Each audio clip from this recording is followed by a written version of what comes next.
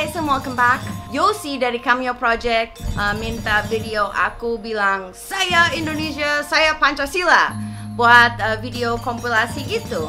And pada saat itu saya lagi di cafe, lagi berenang, lagi bersyukur bahwa saya ada di Bali. So I didn't give them a video. Tapi habis itu Yosi kirim hasil rekamannya dan saya nonton. Saya Indonesia dan saya Pancasila. Saya Indonesia, saya Pancasila. Saya Indonesia, saya Pancasila. Saya Indonesia, saya Pancasila. Saya Indonesia, saya Pancasila. Saya Indonesia, saya Pancasila. Saya Indonesia, saya Pancasila. Negaranya segitu terancam sampai harus turun ke dasar itu dan ingatkan lagi pentingnya Pancasila walau udah bertahun-tahun ada pelajaran PPKN. So I'm crying watching the video dan Angga masuk. He didn't really say anything, but he watched the video. Later that night, ya, nanti malam, aku dapat WhatsApp dari Angga, anak 2017.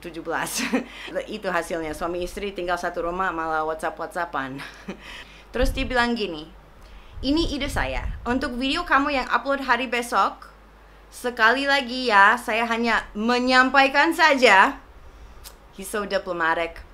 Karena kamu sudah lama tidak bicara dari hati kamu tentang Indonesia saat ini, jadi menurut saya mungkin ini akan menarik untuk kamu sampaikan kepada seluruh subs kamu yang kebanyakan orang Indonesia, yaitu tentang Pancasila. Jujur saja kaget dan sangat respect sama kamu saat kamu sedih tadi dan meneteskan air mata setelah lihat video tentang Pancasila dari orang-orang tadi. Itu karena saya berpikir saya bukan orang Indonesia, jadi apakah saya pantas bicara tentang Pancasila? Sudah 17 tahun saya hidup di Indonesia dan bergaul dengan orang Indonesia, bahkan sampai menikah dengan orang Indonesia dan punya anak setengah Indonesia. Rasnya mungkin setengah, tapi dia akan punya paspor Indonesia. So that means 100% orang Indonesia dan juga 100% orang Kanada. Saya kaget. Saya heran dan saya sedih kenapa di 2017 ini setelah saya hampir 17 tahun hidup di Indonesia, sekarang Indonesia menjadi seperti ini. Saya tahu orang Indonesia, saya tahu Indonesia Raya, saya tahu budaya Indonesia, bahkan saya tahu Pancasila. Saya sedih dan meneteskan air mata, bukan karena lebay, tapi benar-benar dari lubuk hati saya yang paling dalam. Senang susah saya di Indonesia, saya cinta Indonesia, dan seterusnya dan seterusnya. Kamu explore isi hati kamu, Beb. Aku pikir itu bagus dan baik karena dari sudut pandang kamu yang jujur, berani, dan terbuka tentang hal apapun yang kamu rasakan. To me it's quite obvious yang mau bikin video ini dia. Basically he wrote my script for me. So here's Angga. Saya sudah hidup 37 tahun ini sesuai dengan Pancasila. Saya Muslim, tapi saya tidak mau Indonesia jadi negara Islam dan menggunakan hukum syariah. Saya dulu peneliti lepas di bidang kesehatan. Saya sudah pernah turun ke lapangan untuk penelitian ke daerah-daerah dari Aceh sampai Papua. Di sana saya ketemu banyak orang dari suku yang berbeda dan keyakinan juga berbeda. Saya selalu diterima oleh masyarakat asli daerah tersebut. Saya selalu dibantu oleh mereka dan saya tidak pernah menerima diskriminasi terhadap saya orang dari Pulau Jawa, suku saya Sunda, saya beragama Islam. Sama sekali tidak pernah.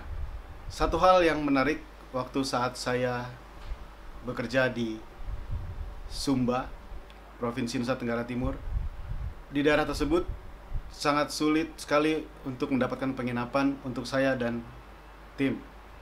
Dari seorang pendeta, beliau menawarkan penginapan di rumah sekolah atau pendidikan untuk menjadi pendeta atau pastor Di sana kita diinapkan. Di sana juga sulit kendaraan.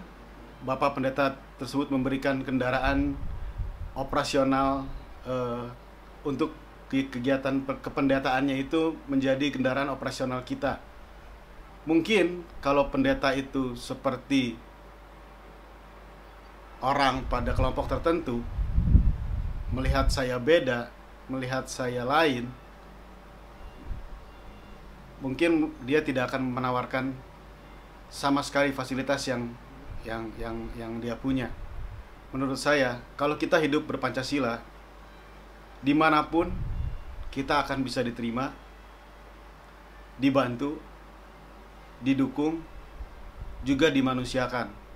Jadi saya akan tetap berpegang teguh pada Pancasila, dan saya akan bersama-sama untuk membela dan hidup berdampingan dengan kaum minoritas.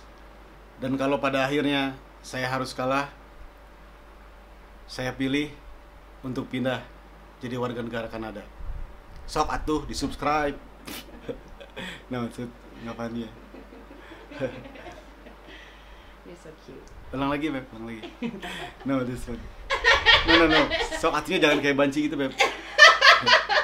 Ya gitu, Sas. Jadi kalau orang kurang piknik, kurang jalan-jalan, kurang ketemu orang banyak yang aneh-aneh, yang macem-macem ya. Ya kayak begitu jadinya. Apa kata pemimpinnya? Bakar! Bunuh! Padahal dia nggak tahu apa yang dibakar, apa yang dibunuh, kenapa harus dibakar, kenapa harus dibunuh. Makanya lah, tolonglah jangan kurang piknik.